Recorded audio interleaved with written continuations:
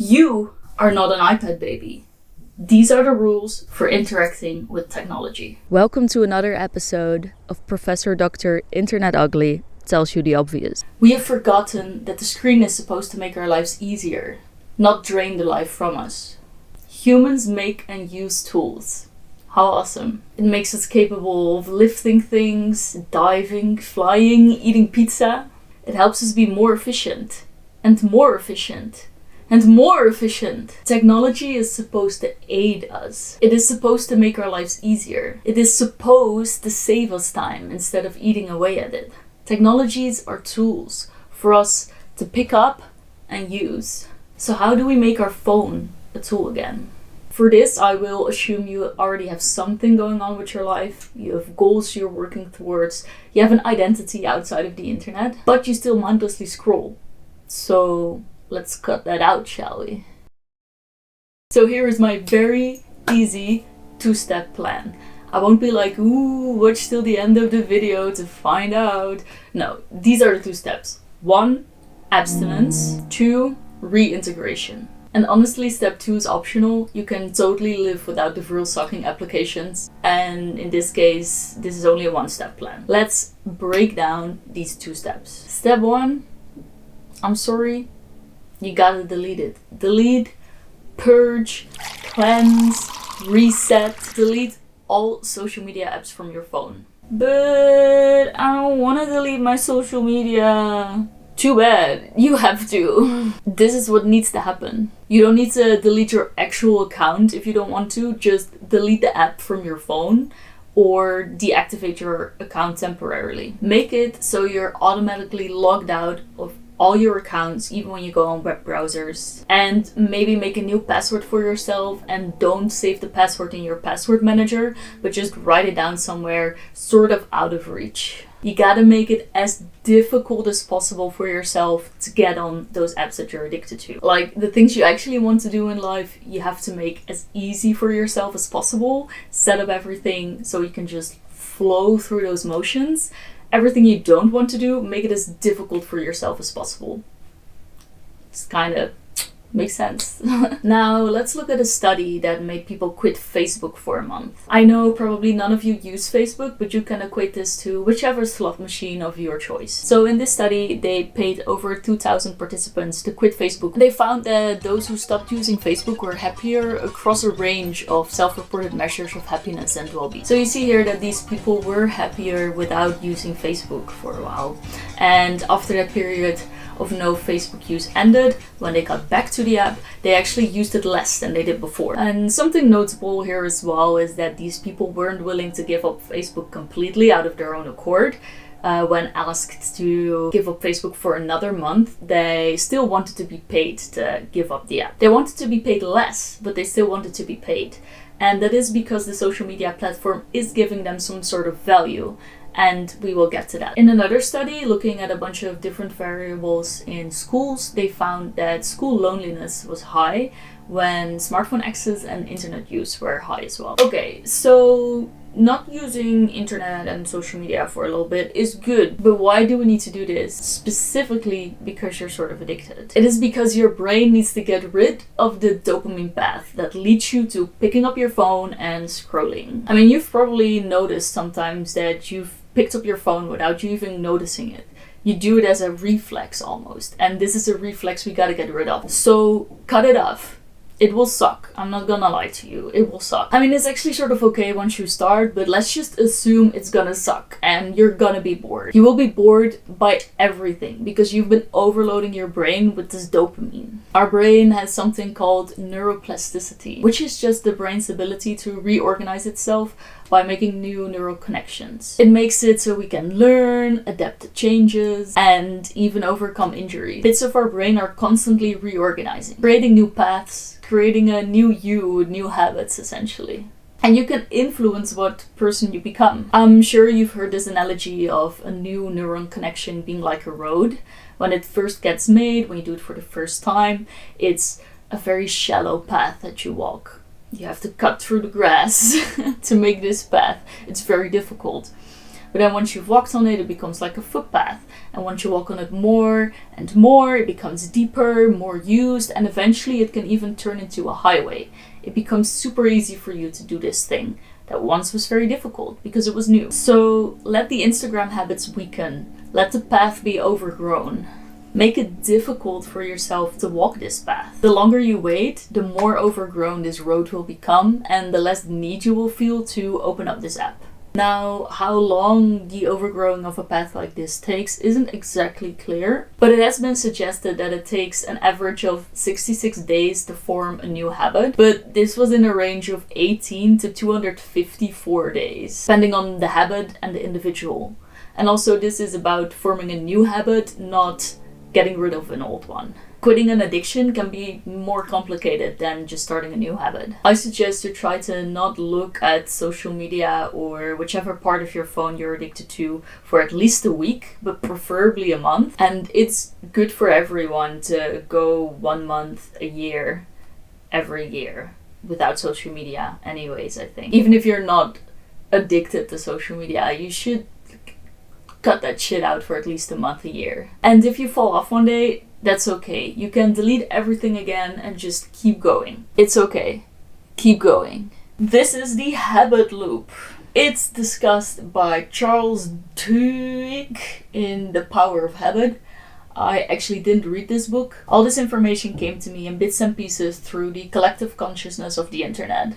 You get a trigger, like I just had a meal, and then the routine, maybe I like to have a cigarette after my meals. And then the reward, you feel good, and that keeps the habit going. By getting rid of the notifications on your phone, we're getting rid of the trigger. And thus we break this loop. By deleting the apps, we completely disable the possibility of even engaging in the behavior, and thus enacting the routine. And when you do the behavior and get the reward, you will develop a craving for it. And this craving in itself can be triggering, right? So the less you do this behavior, the less craving you will get. And the less you'll want to engage in this behavior. Your actions shape your mind. The more you do something, the more you become that thing. So if you cook one healthy meal for yourself, that's one more step to becoming someone that eats healthy. And one day without social media will get you closer to being someone that doesn't use social media. You can also sort of hack this phenomenon by starting with identity first. Identify as someone that doesn't use social media, or identify as someone that doesn't drink, and take actions based on that. I didn't drink alcohol for about a year, and this is the way I did it. I told myself I am right now not someone that drinks alcohol. So I didn't. And I think you can use this with everything. Do you want to be an artist? Okay, tell yourself, I am an artist. And what does an artist do? Write down ideas when you have them, make art. They have an environment where they can work, so you need to set all these things up because you're an artist. Start with identity. And let me know how it goes for you, I'm curious. Second sub-step of step 1. Have a substitute. What are you gonna do without social media?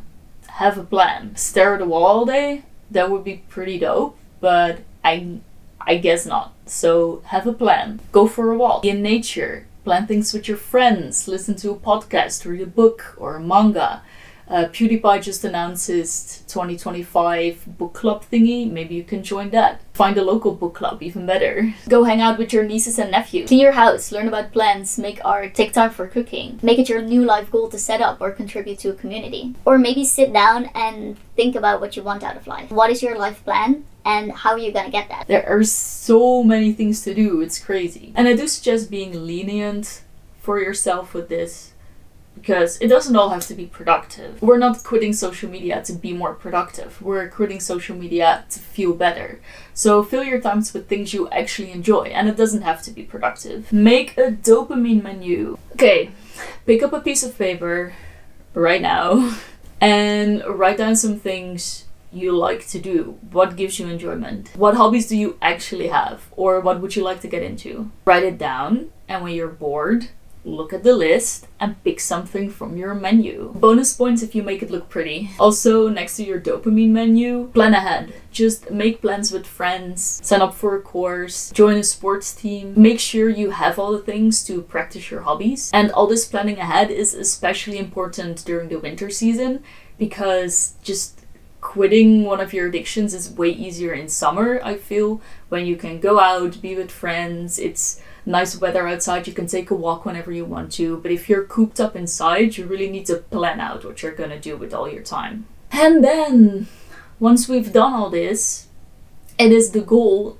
to only reach for your phone when you're actively gonna look something up. So, I wanna look up this restaurant, or I need to use Google Maps to get somewhere. That's totally fine. But if you're not actively using your phone as a tool to get something, you have no reason to have your phone in your hand. And that is it. Okay.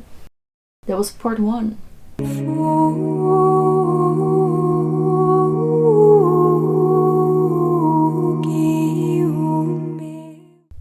Hello, my disciples. It's so good to see you again. Let's do a little posture check. Take a deep breath. Sit up straight. Unclench your jaw. And let's continue. Screen bad? Not necessarily. I think the sharing of information is a very good thing. And it's probably good to not get all your worldly information from one big media source. So now that we're not addicted to passively interacting with our magic brick anymore, we can start to reintegrate social media, if you so desire. If you're chilling, not using social media, dear God, do that. And if you want to risk lobotomy again, please don't do it first thing in the morning. What are you doing blasting yourself through that portal first thing in the morning? Have a life, for God's sake. Use it as a tool to aid you. If you want something to watch or listen to aid or elevate certain parts of your routine, go for it. Use your own discernment with all advice being given to you. You still have a brain. Use it. I, for example, can have trouble eating breakfast. For me, breakfast is purely just getting those calories in. So I watch something while eating breakfast. And with watching something, I mean a cartoon or a GeoGuessr video and not scrolling on Twitter. But this is a way you can use the screen to your advantage.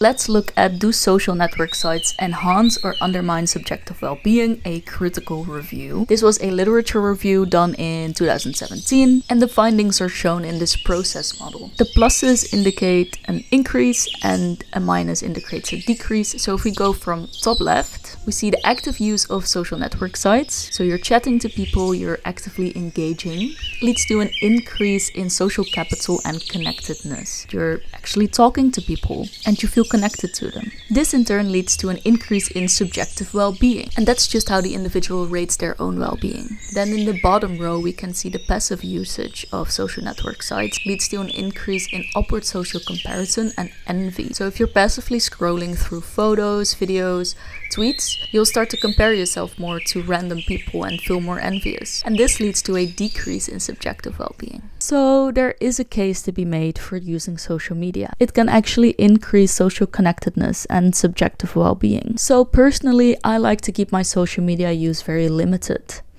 Think of what value you get from social media. What is it actually that you want from these things? And how can you get that value without mindlessly scrolling or buying things you don't need? Do you want to check up on your friends? Do you want news on specific topics? Maybe there are other platforms where you can get this news, or subscribe to a mailing list. In my personal opinion, if you have no business on social media, if you're not actually making money on it, you have no business being on social media. You are just there for other people to make money from you. And this paper also highlighted that passively scrolling social media has a negative effect on subjective well-being. And I can relate to this. When I'm just scrolling, eventually I'll be fed some gorgeous Instagram or TikTok model with the cute makeup and the 3 filters, and I feel ugly and poor, when this is obviously ridiculous. Globally, I am part of the richest 1%, and probably so are you if you're watching this video. When I compare myself to the 1% of the 1%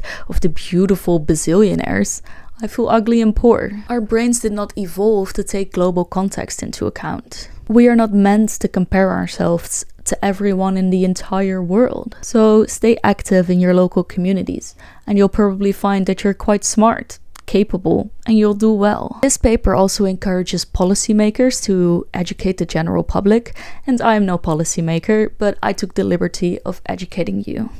This is what they had to say. I summarized it as follows. 1. No passive scrolling. 2. Whatever you see on social media is fake. And 3. If you are using the internet, make sure you're doing it to actively check up on friends or look things up. Part B. Passively scrolling makes you passive. It messes up your brain. People who passively scroll a lot and from a young age lose certain skills, like planning, breaking down a task in smaller actions. And this is a vital skill to have. You cannot be a human without this skill. This is how we make things happen. You will never get anything done. So avoid things that do everything for you. This is why I prefer messaging apps over Instagram DMs, for example. Because when I'm checking my messages, I don't want to be hit with all this extra content being fed to me. TikTok is the best or worst example of this probably. You open up the app, kaboom, a video starts playing, no thought needed. And all you need to do to continue is scroll down. No choices, no thoughts, nothing. Deeper down the depths you go. Ooh, who can reach the bottom of the brainstem first? I heard there's even shopping apps with the same interface now, and this is insane to me. This is not how you build a wardrobe, by passively scrolling through trends and hope something good comes out of it at the end. You build a wardrobe by looking in your closet and thinking, are there any gaps here that need to be filled? And yes, it is okay to browse or to open up Twitter every once in a while, but it needs to be a conscious action. It needs to be a choice that you made, and you need to be able to choose to put it away again. As soon as you find yourself not at that point anymore, you open up without thinking about it, you can't put it away, then it's time to go back to step 1, baby. That's what step 1 is for. The companies, the algorithms, the people trying to sell you stuff, they make you meek. They make you into compliant consumers. You go to your little IT job and you go on Instagram or Twitter and you scroll and you scroll and you watch all these ads and you consume and you buy. You let them tell you what you want. And you open up your mouth like the meek little consumer you are and you let yourself be throat fucked by these companies. So we deleted all the apps from your phone and now we want to slowly reintegrate. How I like to interact on Instagram is not through the app at all, but through the browser on my phone. So I'll go to Instagram.com and use it from there. You will have less features. Interacting with the app will kind of suck, but that's the point. I can still check my DMs.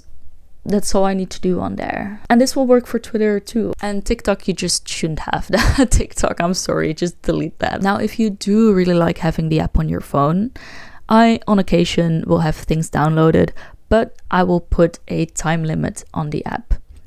It's very easy to do. After 15 minutes, it tells you, hey, your 15 minutes of the day are up. I will just close the app after that.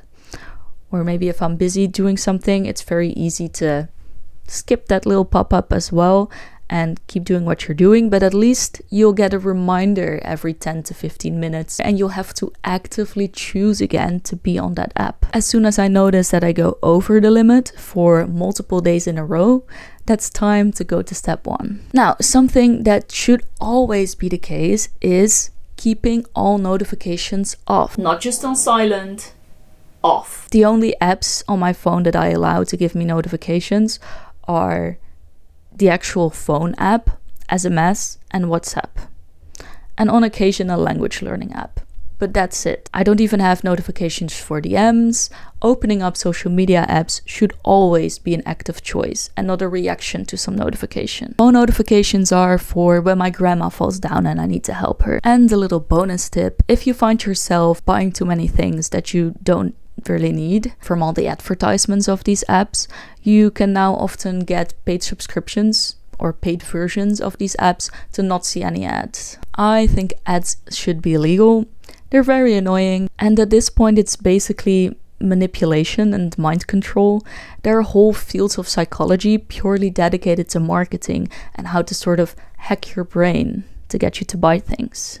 And by paying the app directly, you at least know how they're making their money. It's not through feeding you addictive algorithms that keep you on the app and make you buy things that you don't really need, but it's through you directly paying the app. And now the app can be used again for what it's actually meant for, getting you into contact with your friends. And a little bonus, if I find that something is not making me happy anymore or keeping me back in life, the first thing I do is try to look up all the things why this thing is bad.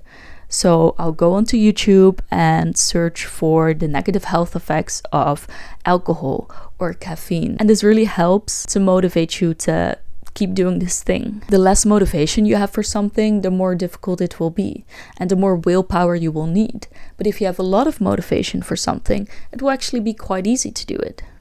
So watching this video is already a good beginning, but go out there and go search for all the reasons why social media sucks. I'll put some further readings down below as well. And live it firsthand. I feel much more calm, grounded and happy when I don't have these scrolling apps on my phone. Now the last model I would like to discuss with you is the trans-theoretical model of change. And as you can see, maintenance is a part of this model. Unfortunately, you can't just quit an addiction and that's it, you're done with it for the rest of your life. For many people, it requires maintenance. So what does maintenance look like? Keep that stimulus control. No notifications, not ever. Counter conditioning. Replacing the response to a stimulus with a more desirable one. So having other things to do instead of scrolling. When waiting for the bus, look around you.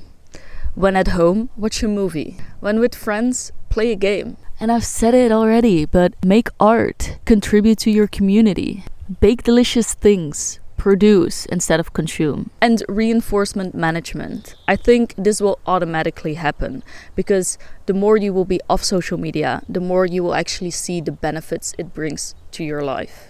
And you don't want to stop. You want to keep going. You want to keep that peace. Your life will become more interesting once you start using social media as a tool instead of just passively scrolling. You'll meet cool people. You'll find activities to do. Instead of forcing yourself to work more now that you have all this free time, spend it on things that make you happy. That isn't to say that you will not become more productive by quitting social media. I think you will, but the focus doesn't have to be on that. Just to give you another small example, when I worked from home or was writing my thesis, I could either take my lunch break, spend it scrolling or even watching something and keep my brain occupied, or I could just sit there and eat my meal, stare at the window. And while I was doing that, all these things of the project that I was working on would pop up in my brain, like, oh, I should do this as well, and oh, maybe I can do this in this way, maybe this solution can work here. All these creative things and solutions would just come bubbling up to the surface, and I would actually be excited to start working again because I knew what to do. Instead of distracting my brain constantly from this project that I was working on and then sitting down and forcing myself to think about it, if you just do nothing, your brain will start to think. So keep going. Change is gradual and it does require maintenance. Maybe you'll relapse, but it doesn't mean you're done for. You can always re-enter and take action again. And maybe you don't relapse, that's good for you. Maintenance of this habit will probably always be there for you. So you carry this little piece with you when you enter the cycle again for another change. It's like a spiral of change. So what is the main thing I want you to take away from this? That phones are a tool.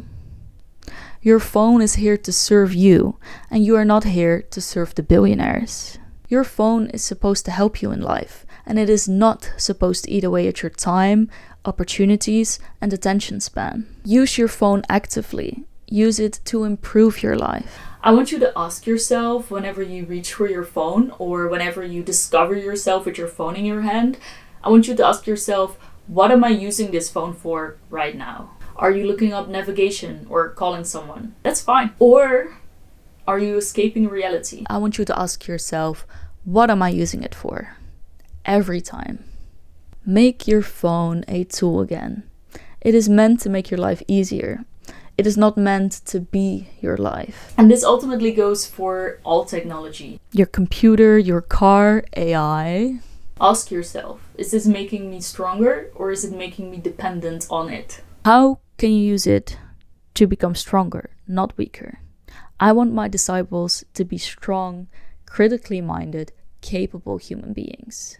A very special thanks to my Patreon members. Thank you so much for your support. And to Sci-Hub for making it possible to get academic papers for free. Now stay connected, stay offline, and stay pretty. Bye!